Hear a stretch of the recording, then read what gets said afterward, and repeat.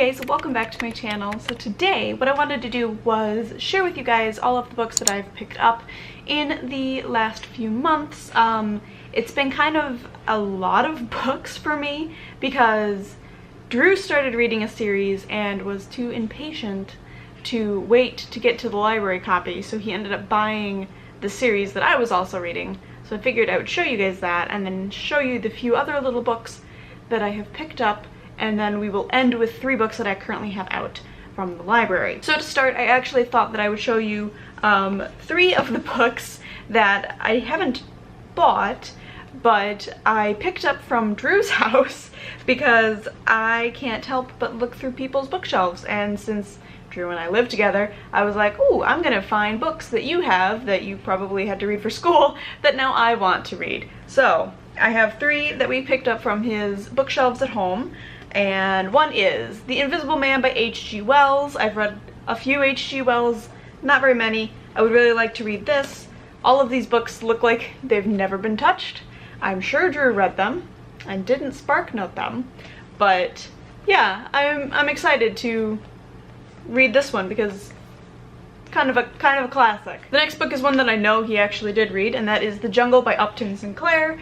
This is about the meat industry. I don't remember when. It's in Chicago, I think in the early 1900s. This is basically about how horrific the meat industry was, kind of how it all linked in with the politics of the time and the area. And then finally is a short story collection, which is A Good Man is Hard to Find by Flannery OConnor. I haven't read any Flannery OConnor, so I thought, I know that this is one of the real famous ones, and I'm really excited to actually give this a go in the next couple of months. It's pretty short stories. I like short stories. I'm excited to see what I actually think of Flannery O'Connor's writing. Okay. Now I've got a massive pile of books, all from a sci-fi series that Drew and I have been making our way through.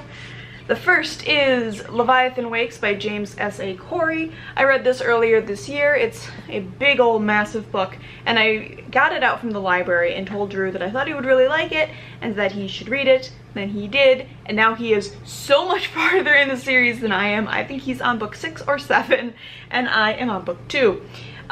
So this kind of is people call it a space opera, but I don't really know if that's the right word. It's very much a sci-fi action series. It's very well written, and Drew even has a hard time now going back to some of the other books that he was reading, like the Jack Reacher series, which I really like too. But he says he just feels like this one is so much better written that it makes it a little bit harder to go back to some. So it's very well written, but also very action-packed, and we love the packaging of these. They all kind of look like this, as you will see. So if you're looking for a real good science fiction story, I would recommend these because they are quite good. And then in the same vein, we have, that is number 1. We then have number 3, number 4, and number 5 from that series. So I think Drew has either read or is on book 6, and then we are missing book 2 because when I ordered all of these, they sent us the wrong size, and because we made such a concerted effort to make them all in this one edition, see, because they all match, they're all pretty together like that. Since we made such an effort to make sure they were all the right size and the right editions, we want number 2 to match. So for some reason they sent us the wrong size. We just have to pick up the right size and finish the series. This one I've had for a little bit, but I figured I've probably never shown you guys, and that is Turtles All the Way Down by John Green. I pre-ordered this and had it signed, like I have The Fault in Our Stars also signed, and that's mostly why I got this, is because I like John Green as a human. I've only read The Fault in Our Stars by him, but I really enjoyed it, and I think I'm gonna enjoy this one too. It's about, I think, kind of follows somebody who has some anxiety or OCD issues, and I think that'll be really interesting to see how he does that. I hear he does it pretty well. I'm not surprised considering how he deals with mental illness in his own life. But I really like the cover too. Pretty nice. I am a fan of having these signed copies of books and of books by people that I like, so pretty happy with this. I will eventually get to it. I just kind of wait until the mood strikes me for a YA or something, and then I pick one of these up. Last year or the year before, might have been the year before, I started the Memoir of Lady Trent series with A Natural History of Dragons. Yes, that's the first book. This is the second book, A Tropic of Serpents, and the series follows a dragon naturalist. And the author, Marie Brennan, is actually an anthropologist by trade, and I think you can really tell in the writing of these books. And I have been meaning to pick up the next in this book series for that year, and just either it's never at the bookstore when I look for it, or, you know, there's other books that I want to pick up on Amazon first, or whatever it is. But I'm pretty excited because I love these covers. I really love these covers. I think they look, I don't know, they just look so cool. They look like old botanical drawings almost, but of dragons. But yeah, I will report back when I finish this book up. I haven't started it yet, so it may be a while. And then the last book in the last few months that I have purchased myself, before we get into the library books I currently have out, is this beast. It's enormous. It's a huge ultimate collection of science fiction. So it goes through some of the classic science fiction short stories and into more modern day things. This is edited by Anne and Jeff Vandermeer, and Jeff Vandermeer is the author of the Southern Reach trilogy, which I read earlier, and his wife, I think, is an editor of several magazines or journals and that sort of thing. So I was pretty excited to pick this guy up because it looks like a lot of these like science fiction collections are edited by them. So we thought we would try this. Drew and I are currently reading kind of together. We're kind of reading it to each other and then, you know, skipping around in this book of like old time science fiction. It's a lot of the really classic science fiction, but one thing that I did find in it that I was a little bit irritated about, and Drew obviously understands, is that there's one story by a woman science fiction author, and I was like, we know that there were lots of science fiction women writers even in the early days. So I made a point to look for some science fiction collections, especially included some of the women authors that I wanted to read, and I wanted to read to Drew. So there's some Ursula K. Le Guin in here. There's, oh, who was the other lady I wanted to read? Octavia Butler. So there's a lot of, you know, the heavy hitters, but there's also H.G. Wells, you know, there's Philip K. Dick is in here. There's a lot of, it feels like a good spread of some older and then some more modern science fiction writers.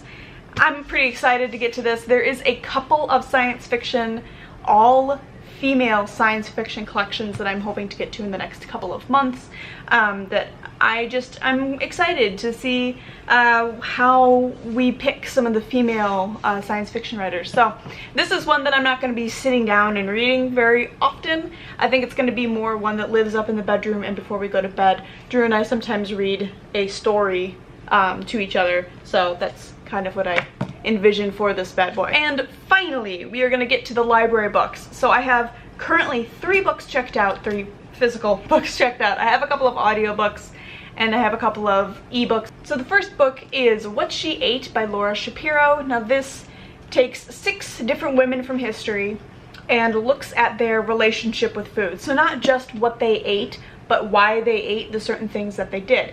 And for somebody like me who is a real food junkie, I love food, I love all types of food, I love what food can tell about people and the time that you're in, and this has just been a real fun thing to read. There have been a couple stories in here that I want Laura Shapiro just to write entire books on. So one of the women that you follow in this is Eva Braun, who is obviously Adolf Hitler's longtime mistress. She didn't eat very much because part of her whole thing was, I am a dainty, very slender woman. So she thought food was much more of a utilitarian, you know, I'll eat to survive sort of thing. But what she did was she looked at kind of food in the Nazi era, basically, and kind of what Hitler ate and what his closest friends ate, and that sort of thing. And I could read an entire book of her dissecting what it meant when all of these people got together and what they ate and what that was saying and how they packaged food as a very German thing. So here's what you eat when you eat a very German meal. It's just really interesting. If you are a big food lover like I am, go ahead and give this a shot. I wouldn't say skip around. I was tempted to skip to some people that I knew, like Eva Braun and Eleanor Roosevelt, who's also in this, but I think they're very purposefully in an order, so I would say cover to cover, don't skip around. So the second book is actually quite a bit longer than I thought it was. Online, I thought it was a short book, but it's not. This is The Three Body Problem by Xin Liu,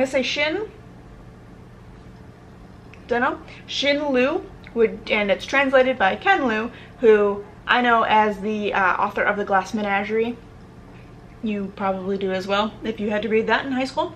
So this is a Chinese science fiction, and I was really interested to read some science fiction that's out of United States, Europe sort of area. I've gotten kind of into science fiction recently, if you haven't been able to tell. So I've been meaning to pick this up, meaning to read it. Just decided that I would check to see if it was at the library. It was. Sometimes I'm really surprised at what our library carries, because, you know, this is not a real well-loved book. I love it when I get books from the library and I'm like, I could be the first person reading this for how well this book is held up. But one thing I find so interesting about science fiction is a lot of the times it feels to me that it is very Asian based, and I think that's such an interesting contrast to fantasy, because fantasy tends to be more medieval, kind of Western influenced. Science fiction has almost always got an element of Asian culture in it, and I think that's really, really interesting. But with that being said, I haven't read a lot of Asian science fiction, so I think this will probably be my first. This is translated from Chinese, so I'm going to be really interested to see how not only an influence in Asian culture, what that brings to science fiction, but also something that was written for the Chinese people in Chinese. So, thought that would be interesting. The last one that I was not expecting to get so quickly, which I'm happy it's here, is Let Me Lie by Claire McIntosh. Now, I read Let You Go by Claire McIntosh last month. I will be talking about it in my wrap-up. So this is written by a British woman who used to be a police officer. And I love books about crime written by police officers because they just scream so genuine to me. So this is the last book that I got from the library, and that is the last book in this haul. Please let me know if you have read any of these. Please let me know if you've read any of other Claire McIntosh's works, because I've really, really enjoyed them recently. And yeah, let me know who your favorite science fiction authors are. Let me know if you have short stories, and I'll see if they're in this enormous book of mine. Let me know down below if you guys have read any of these books, if you've picked up some interesting books in the last couple of weeks or months. And I will talk to you all very soon with another video. Bye!